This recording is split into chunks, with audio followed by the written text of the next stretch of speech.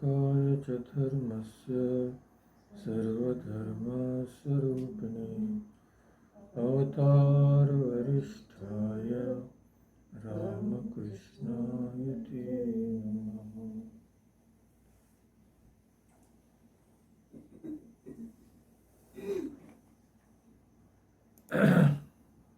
So today we are going to discuss a really very great life, a unique life in so many ways.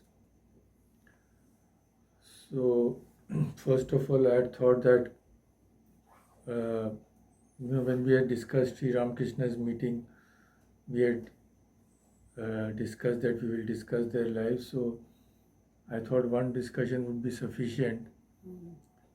But in this incredible life, there is so much to learn and to just, gaze in wonderment, so to say, that how could a man be so great? So I found that one discussion may not be enough. So anyway, let's start today. That's why I've given the title for today's talk, The Incredible Achievements. And God willing, we can have one more discussion which relates the very, very interesting and educative incidents from his life.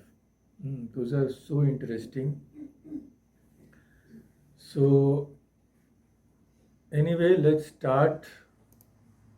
And about the sources from which I have compiled the discussion, there are too many to mention separately, but the primary ones are a detailed life of Ishwar Chandra Vidyasagar by Subal Chandra Mitra and a smaller life by Ananta Kumar Roy and one article by our own late Swami Tathagatananda ji, who was, as many of you may be knowing, the head of our New York Center for many, many years.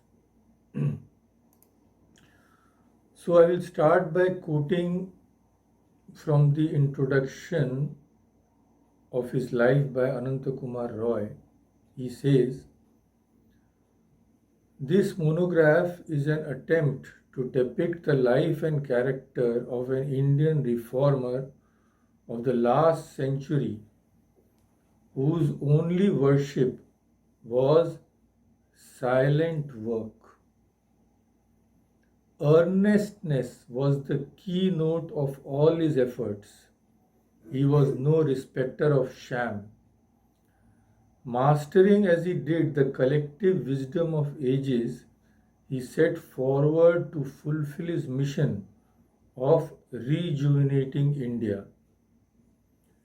Failures he was prepared to brave and turn to good account. Difficulties only steeled him. He met bigotry by rishi-like Catholicity. That his living personality might inspire others to do likewise is the fervent prayer of the author."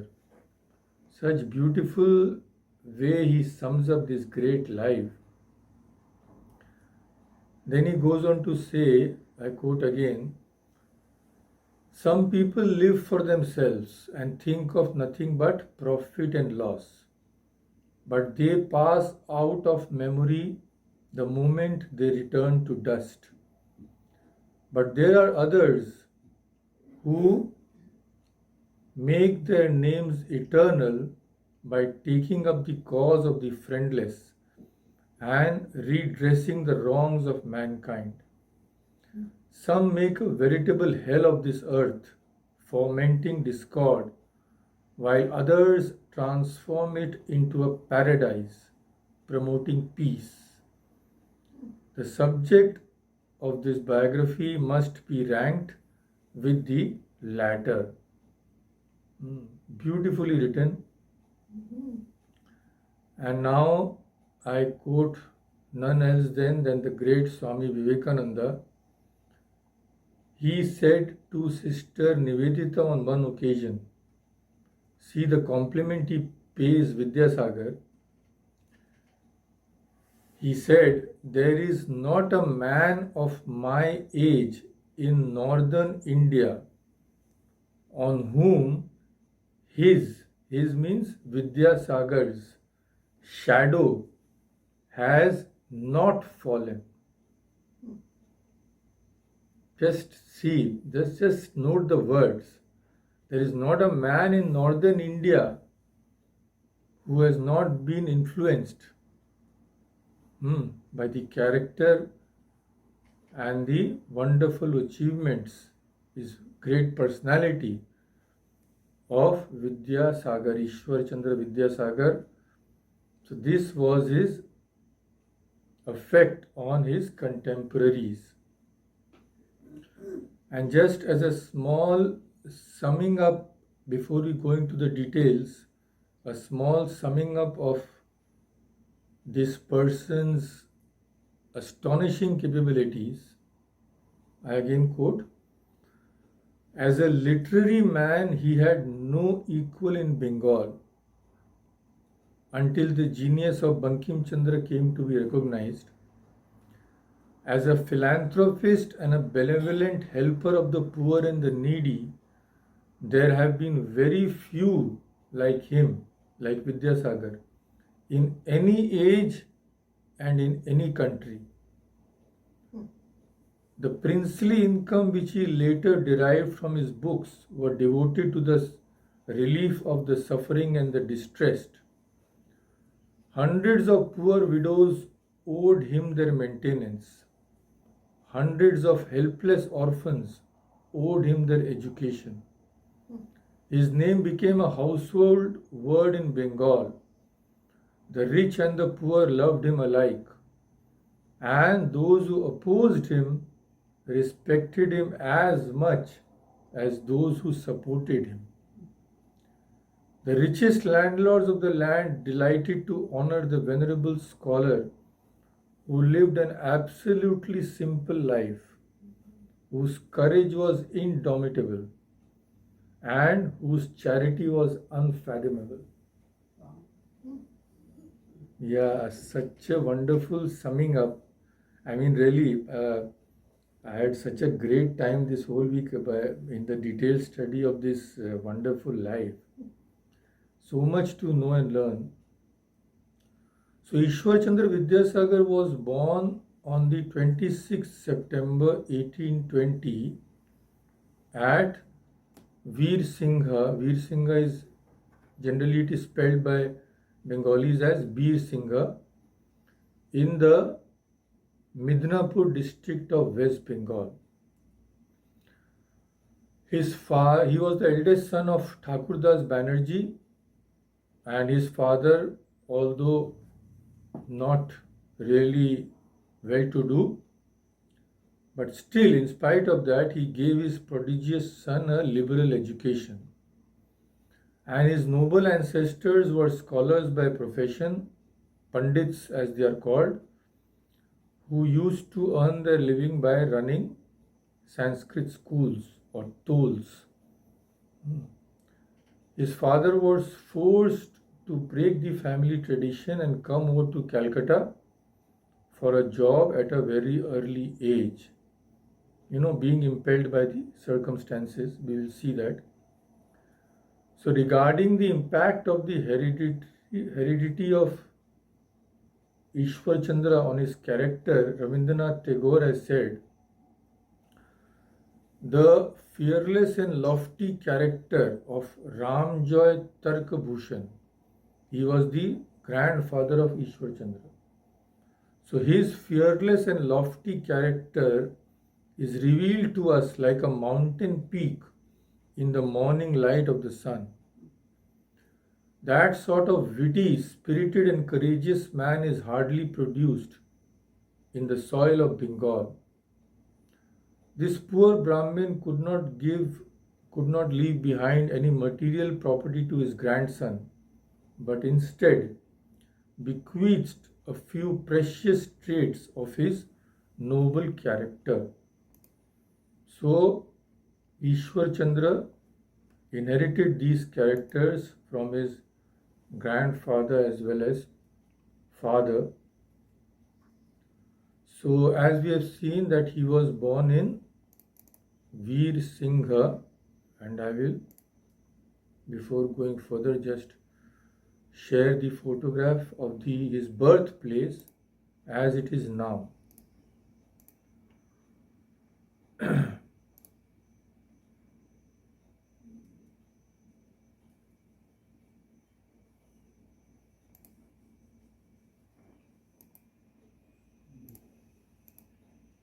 So I think you can see this is what it looks like now, and those who know Bengali can read on top. It is written Vidyasagar Smriti Mandir. That is, Smriti means memory. So in his hallowed memory, a sort of mandir means a memorial, a shrine. So by God's grace, this is still preserved. So now let's go ahead. So first, Ishwar Chandra studied at an elementary school near his home. But even then, his uncommon traits began manifesting themselves. He finished the course of study taught in this school in 3 years' time, and his teacher, Kali Kanta, was greatly surprised at the degree of intelligence and memory displayed by this young boy. And even then, he was often heard to say that this young boy would become a great man afterwards. And he told his father, Thakur Das, that this boy is extremely intelligent. He has already finished his curriculum here. Now, there is no use keeping him here any longer. Take him to Calcutta and place him in a good English school there so that he might receive proper English education. So Thakur Das, Ishwar Chandra Vidyasagar's father, agreed and resolved to take the boy to Calcutta. So Ishwar Chandra came to Calcutta with his father. Actually, in those times, there was no railway and not even a good connecting road. So this small boy of 8 years walked the whole distance of 50 miles with his father. This itself is remarkable, but even more remarkable,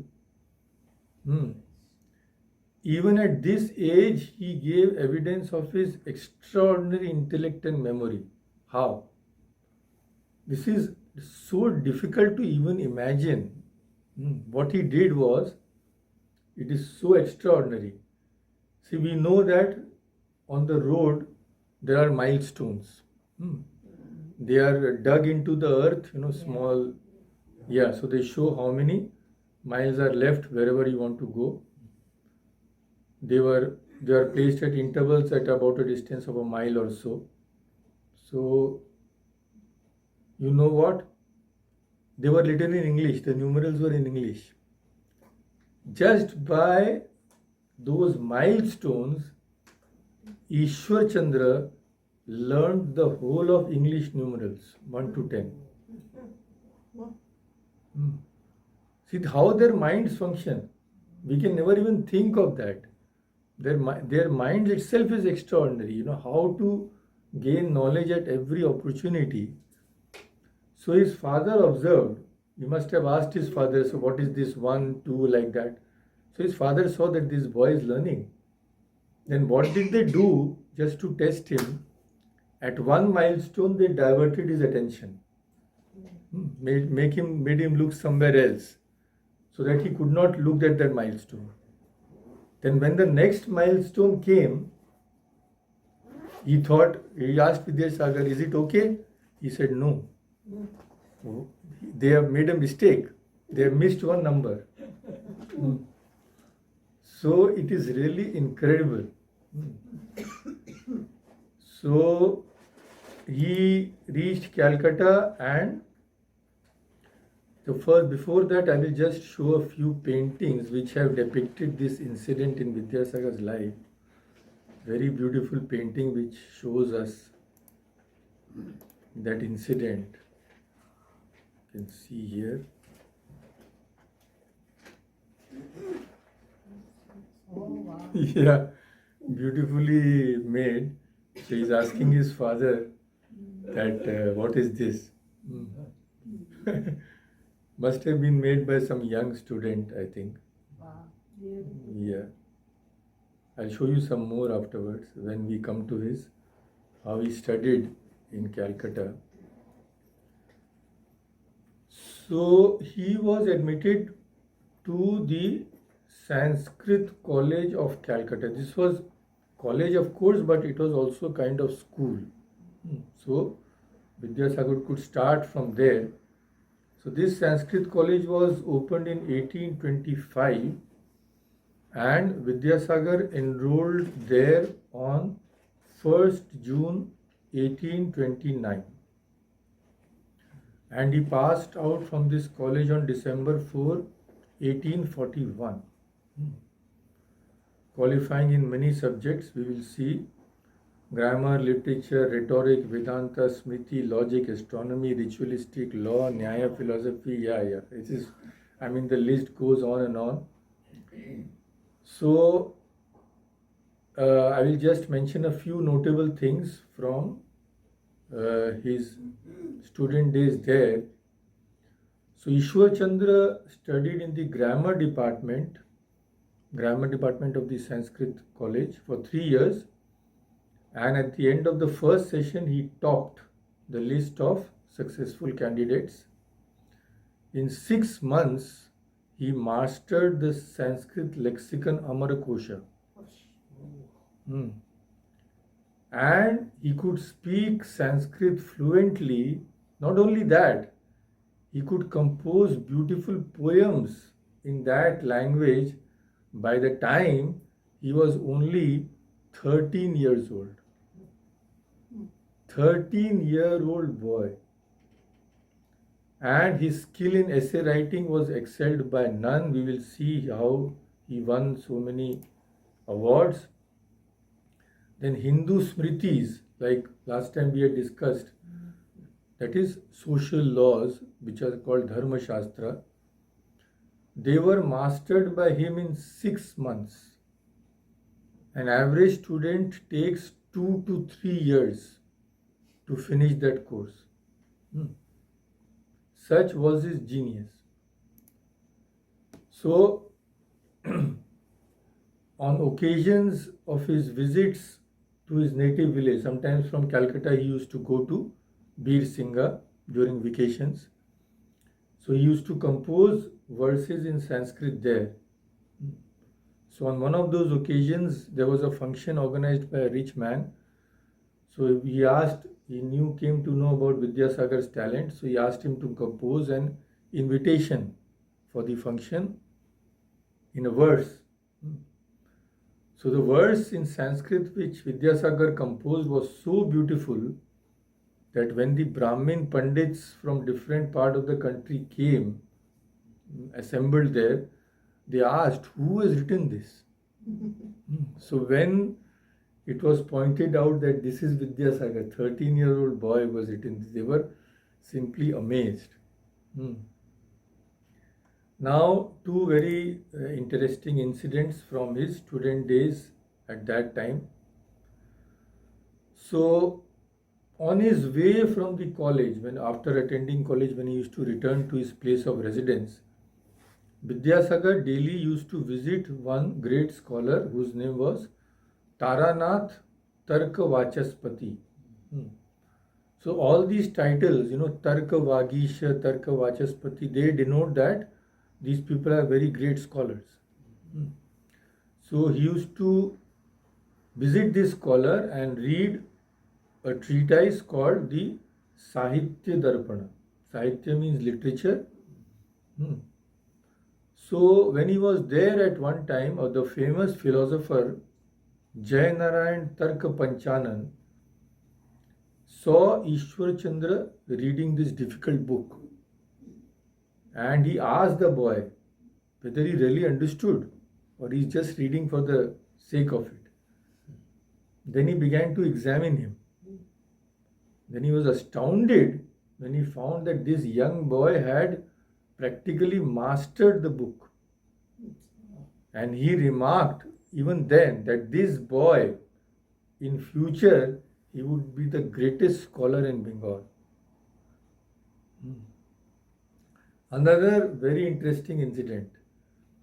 So Vidyasagar studied many things, among which was, of course, Vedanta and also Nyaya philosophy.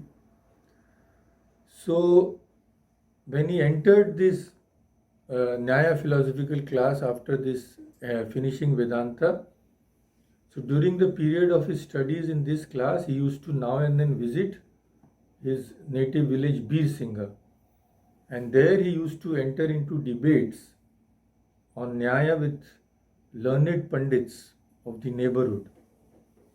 So it is said that on one occasion he had an earnest debate on some point, some difficult point in Nyaya with a great scholar Ram Mohan Tarka Siddhanta. Actually, he was supposed to be one of the greatest scholars of that time. And in the debate, he defeated that scholar. So when it was in his village. So when news reached his father immediately came. And in generally what will people do? They will praise that young boy and all that. What he did, see the Indian tradition. He took the dust of the feet of the scholar and put it on Vidyasagar's head. Yeah. So that he may get the blessing. This is the great tradition where gurus are revered as God. That is why the students gain so much knowledge. So among the awards and prizes, it is not mentioned, it is not possible to mention all of these. He won so many. I will just mention the first one which he won and a few following that. So first one, how did it occur? See, according to the practice then obtaining in the Sanskrit college a separate examination on essay writing, both prose and poetry were held every year at the annual examinations of the Vedanta and philosophy classes. So along with the examination, there was one competition. And there was a prize of 100 rupees in cash. So why I am mentioning this prize is to give you an idea of what this amount was. How can we get an idea? When Vidyasagar later got a job in Fort Williams, he used to get a monthly salary of 50 rupees. That much how 1 rupee was valued at that time. A monthly salary. So suppose even minimum 10,000 rupees in today's day. So from this we can have an idea of what 100 rupees was at that time. So this was the prize money given to the best essayist. Now Vidyasagar thought he was nobody. So he said, I cannot compete. There are so many brilliant students. So he did not go to the competition. Just before the competition started, it was noticed that he was not there. So his teacher, one Prem Chand Tarka Vagish, he went to searching for him. Where are you? So that year's subject on the prose competition was truthfulness. So he found that Vidyasagar was sitting somewhere in the library. So he asked him, what are you doing here? Why don't you participate? He said, no, I am not fit for that. He said, you come. He persuaded Vidyasagar to participate. And we can guess what happened. He won the first prize. Yeah.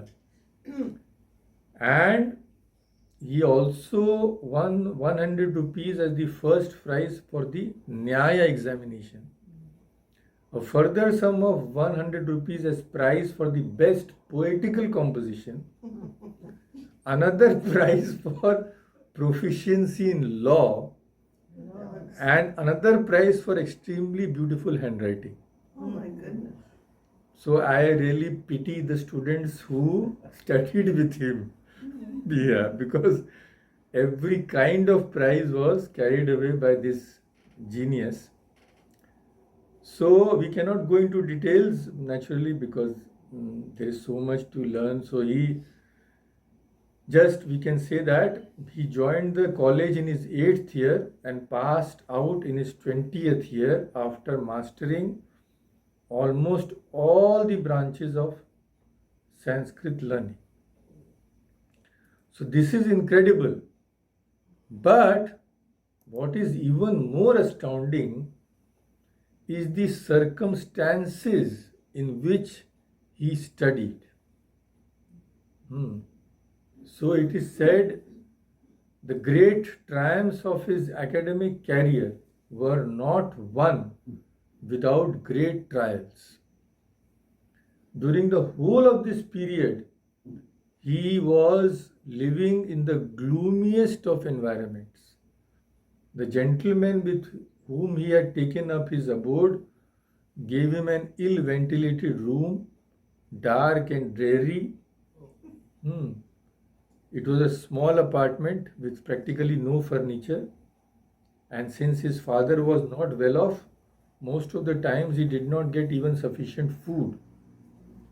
And on top of all this, he had to do many other works like cooking, etc., for others.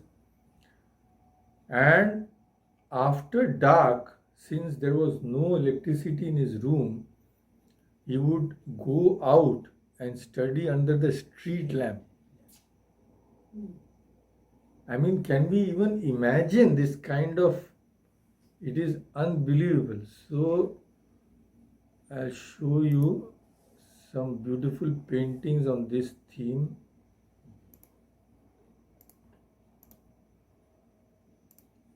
Here you can see Vidyasagar studying under a street lamp.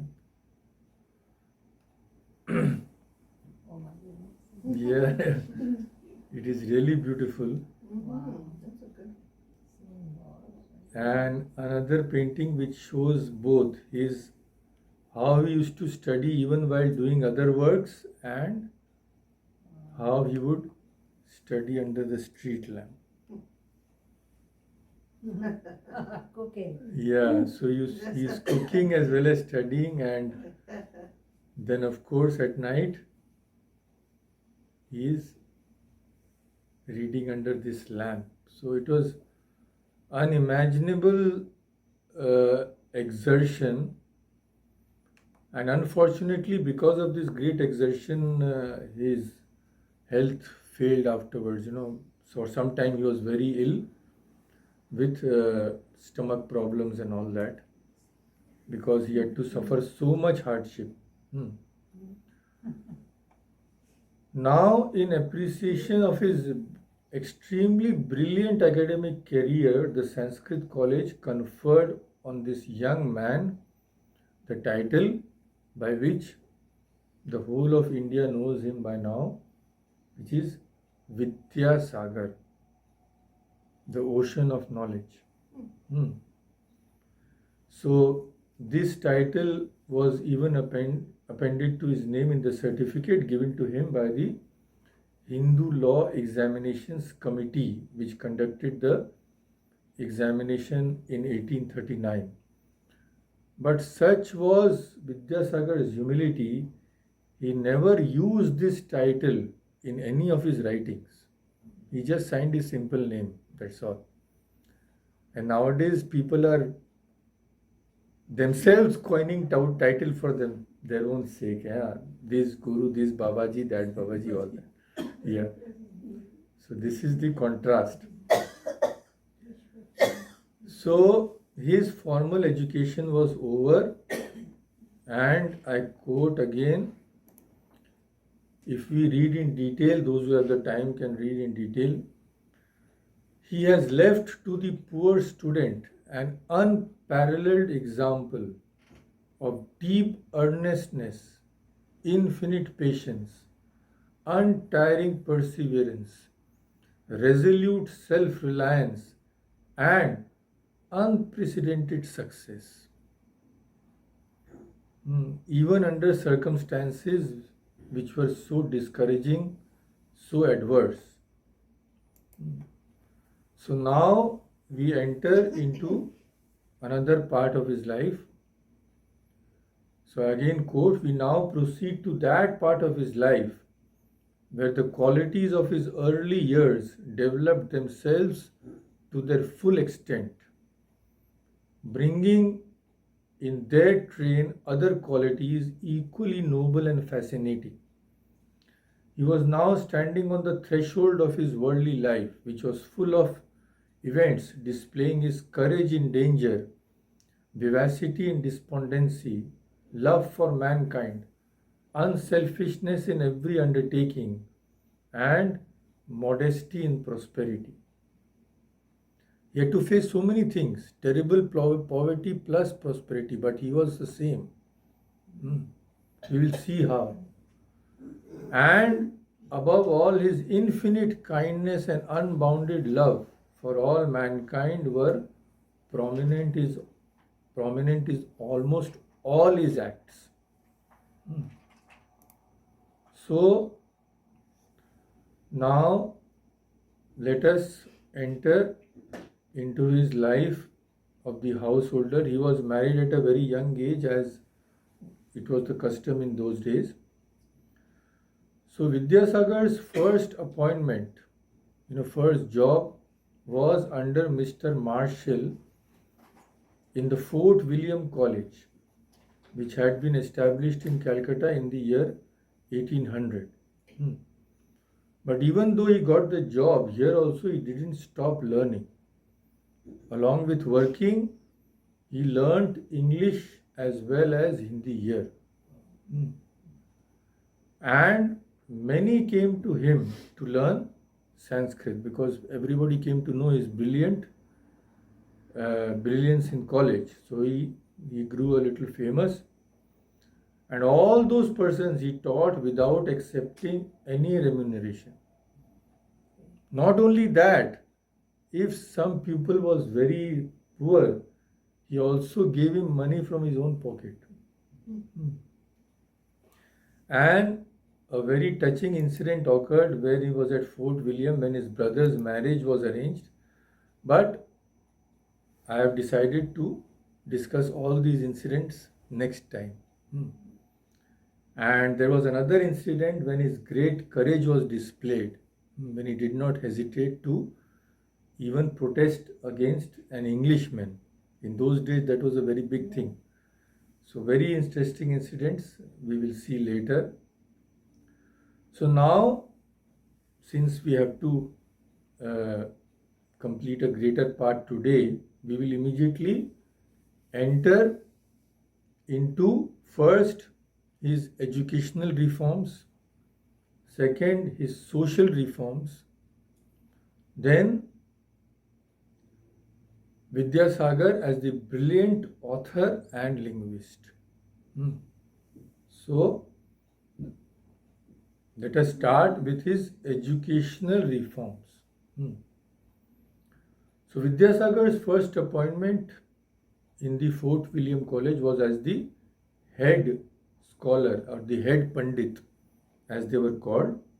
We have seen in 1841, and later as assistant secretary of Sanskrit College in April 1846, after 5 years, and again as head writer and treasurer of Fort William College in March 1849, after another 3 years. So this ended the first phase of his public life.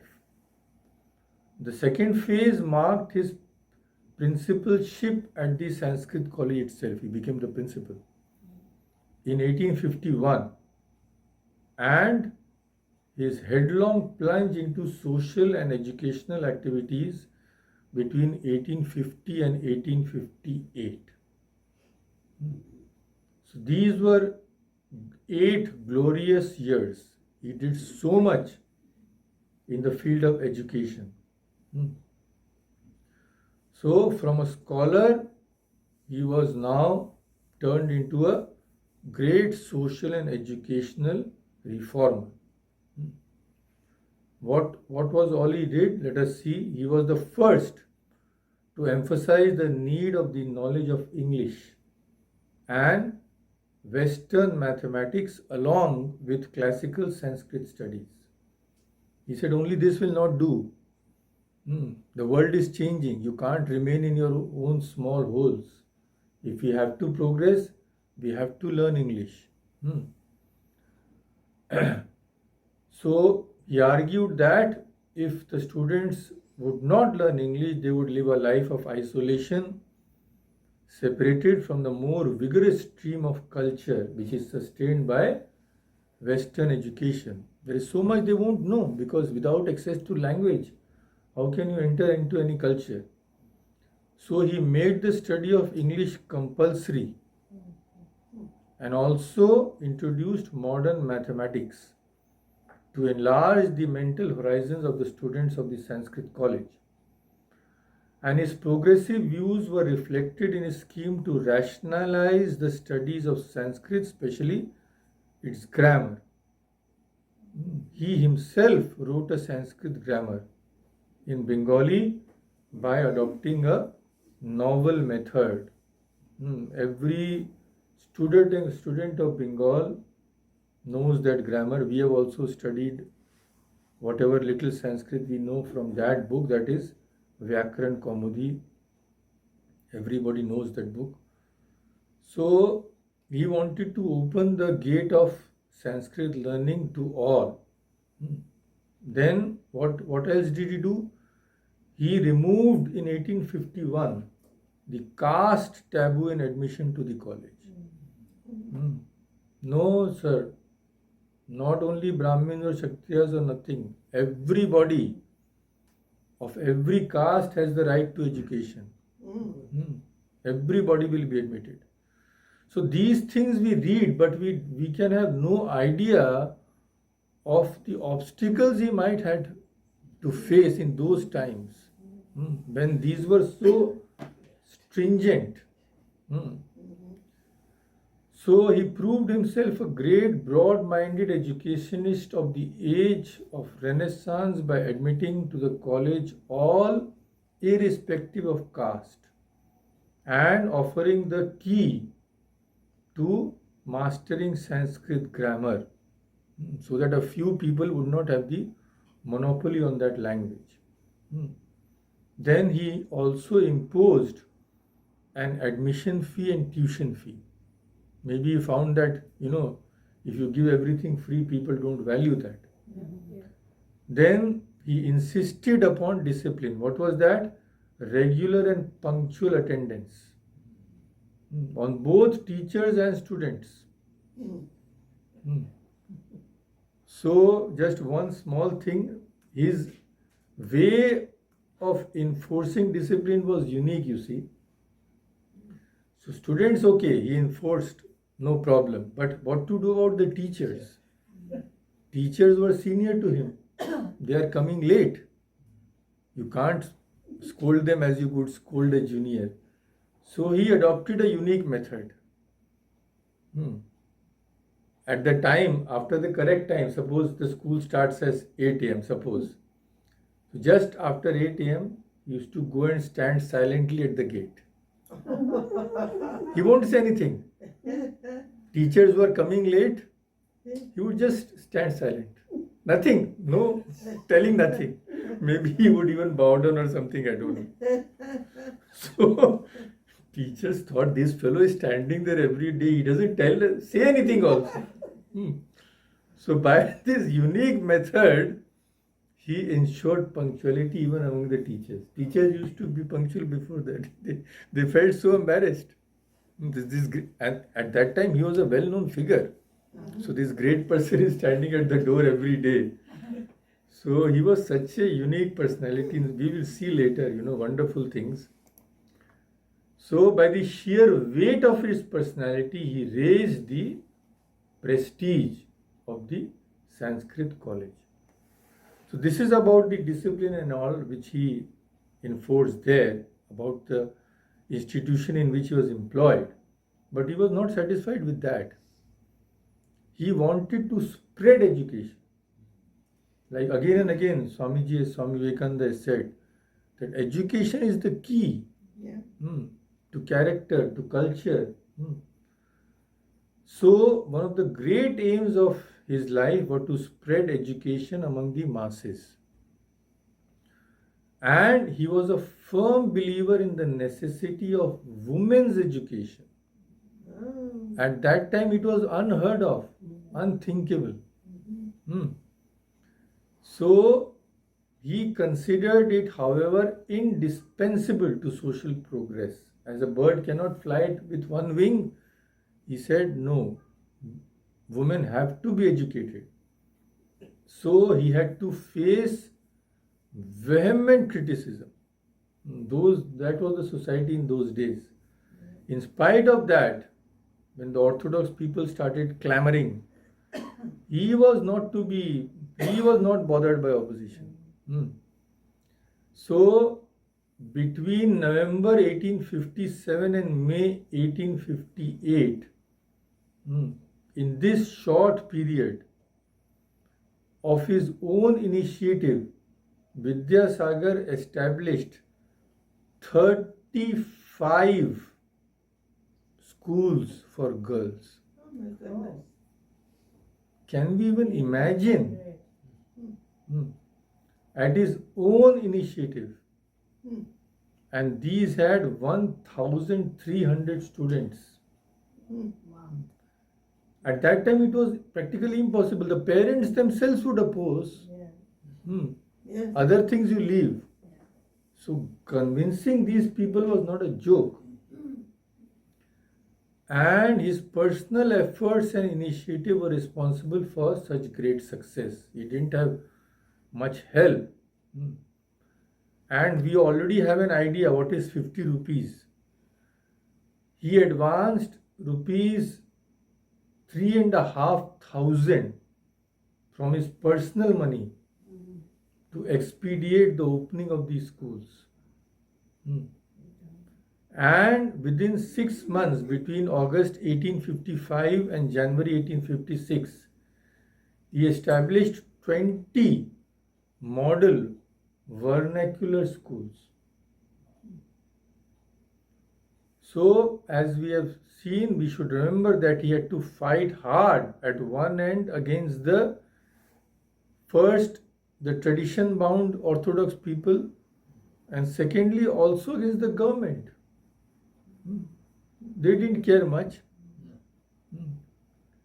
So, what happened was, once when the special inspector of schools of South Bengal, representing the government, they refused to continue grants to the school established by him. So what did he do? He tenders his resignation to the office of the principal of Sanskrit college. So that is in 1858, right at the end, not now. Anyway, so just for the sake of mentioning, I mentioned. So even after that, after 1858, he was more or less retired from these jobs and all. But even then, he took up the cause of spreading English education without minimizing the importance of Indian languages. So, through the Metropolitan College, which was fathered by Vidyasagar, as Ravindranath has said, the foundation of English education was the first time laid on a national basis. This was the precursor. So, again, I will just quote one great personality at that time, Bipin Chandra Pal, In his memoirs, he says, while the politicians and publicists indulged in protests and abuses, Pandit Ishwar Chandra Vidyasagar, realizing the practical futility of all these shouting and screaming, he resolved to establish and maintain, out of his own resources, a college in Calcutta. Its object was to find means of higher education to the youth of Bengal at an extremely low cost, which even the poor people could afford. So, since we are dealing with the educational reform, I will just mention what he did even at the last phase of his life in this field. So, in the last phase, stretching from 1859 to 1891, he devoted to independent social, educational, and literary activities. And he conceived the ideas of publishing and selling books because at those times there was a dearth of good textbooks. So we'll come to that later. That is another field. So just some interesting details regarding his social reforms and how liberal he was. Very interesting facts. So in 1853, when he was still working, Vidyasagar founded a free school in his native village, Bir Singha, and attached to it a night school for the educations of the sons of the cultivating class. They could come at night. He purchased a plot of land for the site of the school from his own money. He gave the whole cost of the school building. He himself laid the foundation stone of that building. A girls' school was also started by him at the same time. He defrayed all the expenses for these schools from his own purse. His free school cost him nearly 400 rupees every month. That is about, at that time it is nearly, at today's it is nearly 1 lakh rupees. Then, not only that, 300 rupees as the pay of teachers and 100 rupees in purchase of books and slates for poor boys, plus the cost of the articles of furniture and books for library. The night school and the girls' school cost him another 40 to 45 rupees a month. Besides these schools, he established at this time a charitable dispensary in his native village for treatment of poor patient who has received free treatment. This charitable institution cost him nearly 100 rupees a month. So all these he paid from his own money. So this was Vidyasagar, the great educationist and educational reformer.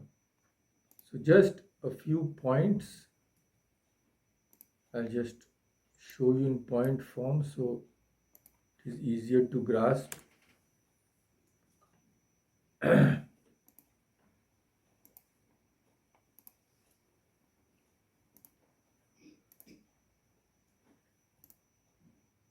Here you can see the points. This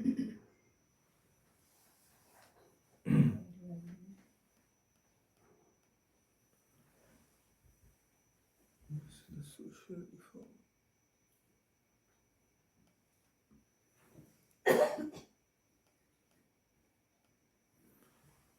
So you can see in 1846 he joined the Sanskrit College as assistant secretary.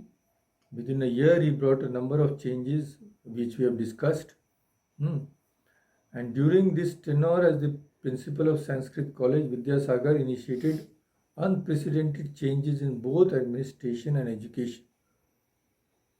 At the time when there was no concept of universal education, Vidyasagar strongly believed that everyone, irrespective of caste or gender, had the right to education. That was revolutionary. He even opened up the premises of the Sanskrit college for people from lower castes. He also encouraged scholars to study ancient sacred texts and interpret them for contemporary usage. He established 20 model schools in Hooghly, Midnapur, Burdwan, and Nadia. He supervised the schools, recruited teachers, formulated their syllabus. He revised the exam pattern. He also introduced the study of English, Western sciences, and mathematics. And he initiated the acceptance of admission fees and tuition fees. And the best thing, he introduced Sunday as the weekly holiday. Oh. And also summer vacations in the month of May and June. Really? Yeah. How he started. Yeah. So, in short, he brought about a revolution in the Bengali education system by changing the way Bengali language was written and taught. This was another great contribution. So, just imagine. So, we have just started about his educational reforms, and this was not the only thing he did. So let us go further.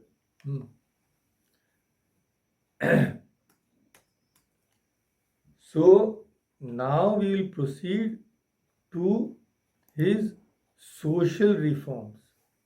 So all these things we are discussing in the briefest possible manner. Still there is such an abundance.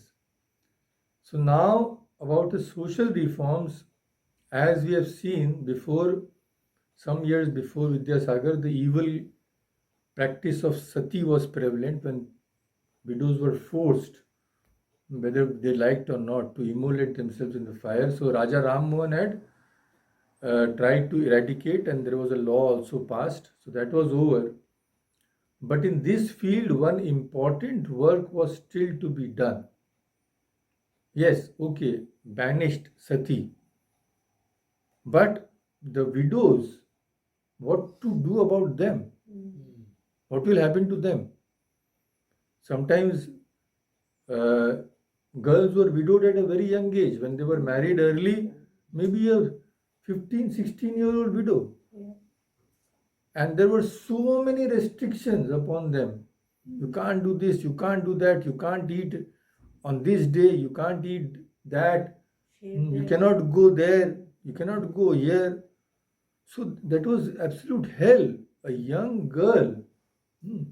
How can you force these restrictions upon them? So it is nothing but the whole life would be made hell. So he said that no, abolition of sati is good, but something else also needs to be done.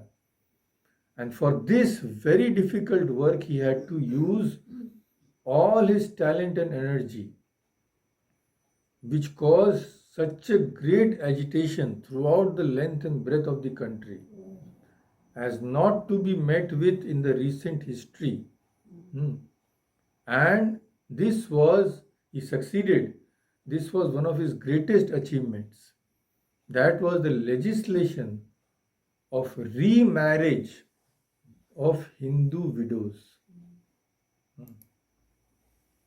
This was the thing. Yeah.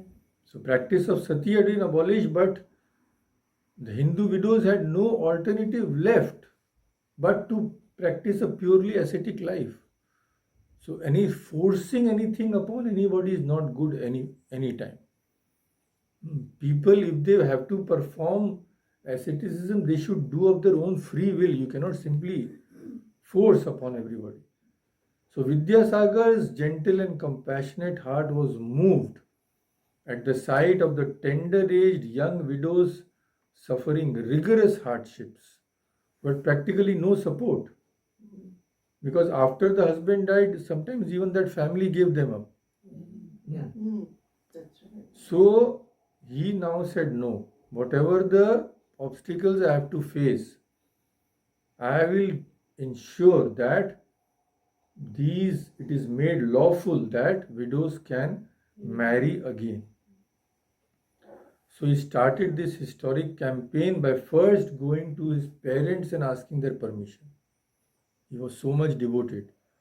Hmm. After he got their permission, Vidyasagar jumped into this work.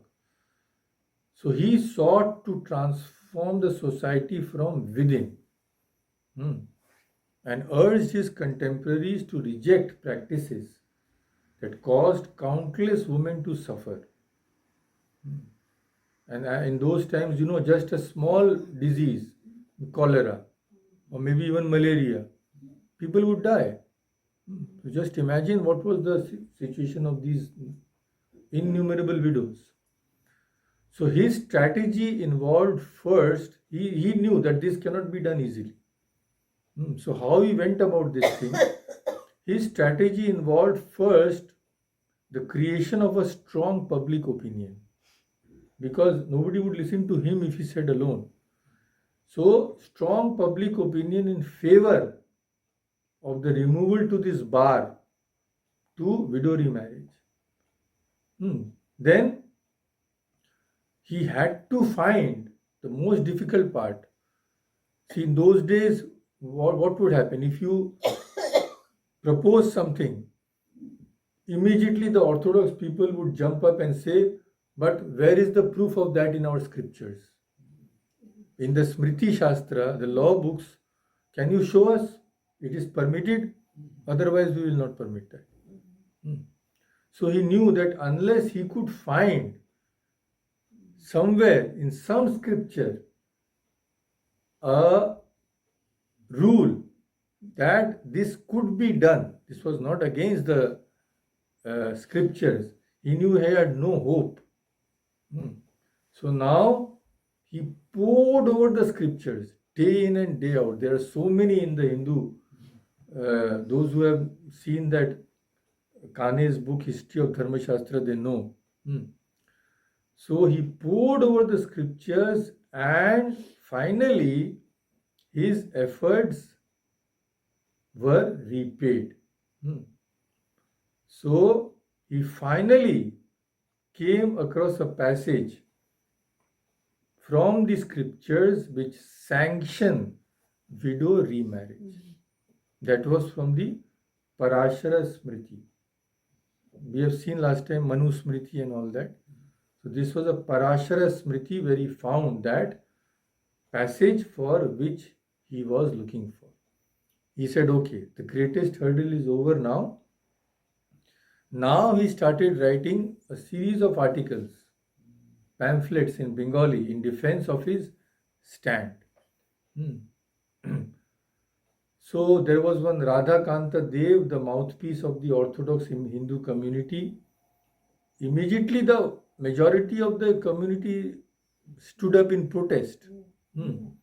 So this Radha Kanta Dev sent a petition to the government against the enactment of this law. And he got nearly 37,000 signatures in his favor. While Vidyasagar could maybe get around 10% of that amount. People were afraid. So Vidyasagar thought, oh my God, what will happen? He has got 37,000 signatures. But God was with Vidyasagar. So Mr. J.P. Grant, who was authority and who had to decide whether this bill would be passed or not, he rejected those 37,000 signatures. And the bill was finally passed on July 26, 1856. And the first widow remarriage was performed at Vidyasagar's initiative and expenses in Calcutta on 7 December 1856. And afterwards, Vidyasagar helped hundreds of widows, and since he did not have that much money to finance all of these marriages, he took a loan, contracted debts amounting to rupees 50,000. And that time. In that time, maybe it is 50 lakhs now.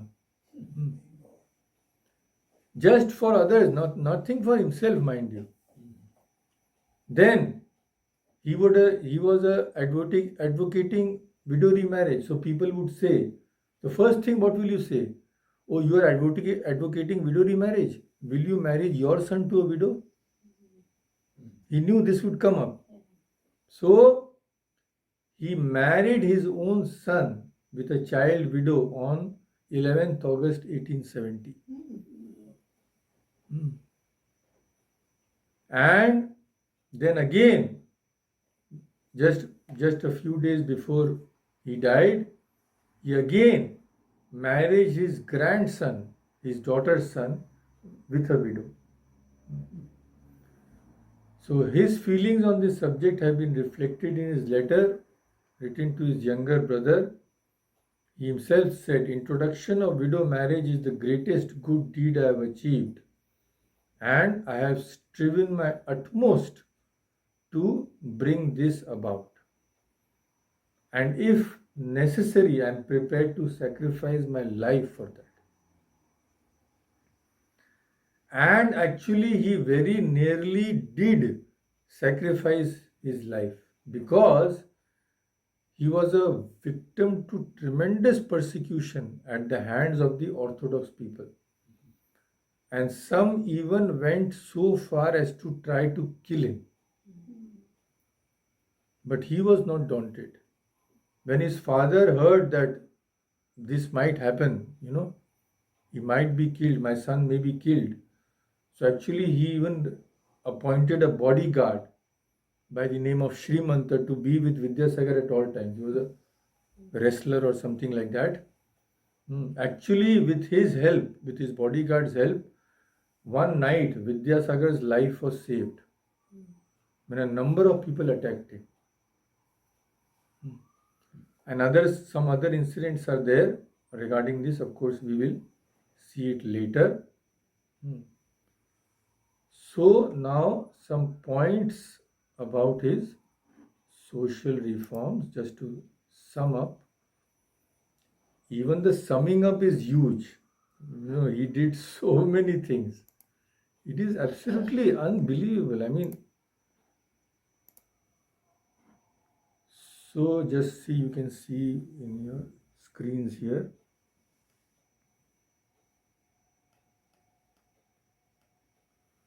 So his contribution towards changing the status of women in India is remarkable, and his study of ancient scriptures convinced him that the status of Hindu women of his time was not sanctioned by the scriptures. The scriptures did not say, keep them bound within the house, don't educate them, etc., etc. It was all the existing society, the great so-called scholars of the society. So it was the result of his untiring struggle that the government of India passed the Widow Remarriage Act in 1856. Then he gave in marriage his own son to a widow. And due to his great courage, widow remarriage was ushered in the conservative Hindu Brahmin society of Bengal. He fought for women education and vigorously challenged the barbaric practice of child marriage. This was another thing. He founded 35 schools for girls throughout Bengal, and the Metropolitan School was one of such institutions. The sole purpose of these schools was to make women self-sufficient and empowered. Then, more is there. He also fought a determined battle against the then prevailing social custom of polygamy. One person, one Brahmin had a number of wives. Such was the horrible practice that some men ended up by marrying as many as 80 women, 80. So this practice ensured that even very old persons married young girls. Now imagine the condition of the young girl who was widowed by this. Yeah. So these widows were subjected to severe restrictions. Hmm. And some were even turned out of their houses. So, standing tall against the conservative power centers of the Hindu society, Vidyasagar protested against all these and succeeded in ending this rotten practice. Hmm. So, we can say that Vidyasagar was the man who was way ahead of his times. His work for the upliftment of women, their self sufficiency, prosperity, and empowerment, along with his untiring efforts for their education, remains unique. Absolutely, there is no parallel. So we are just in the middle and our time is up. There is still so much to know, so much to learn. So what we will do is, as I thought that one discussion won't be sufficient. So now two things remain. First is his great linguistic achievements and the books he authored, the great author Vidyasagar. These remain, and last but not at all the least, his great, infinite compassion and how he served humankind in innumerable ways, and those we will discuss through the incidents, the true incidents which are mentioned in his life. That is the best way to have an idea of what this, I should say, saint, because he was no less than a saint, and what he did in those fields. So, next time we will first study his linguistic achievements, then go have just a brief glance at the numerous books he wrote. Among all this work, just imagine. And the people, the innumerable people he helped in innumerable ways. So, let us keep it for the next week. So, we have to end now. Om Shanti Shanti Shanti Hari Om Tat Sat Shri Ram Krishna Arpanastu.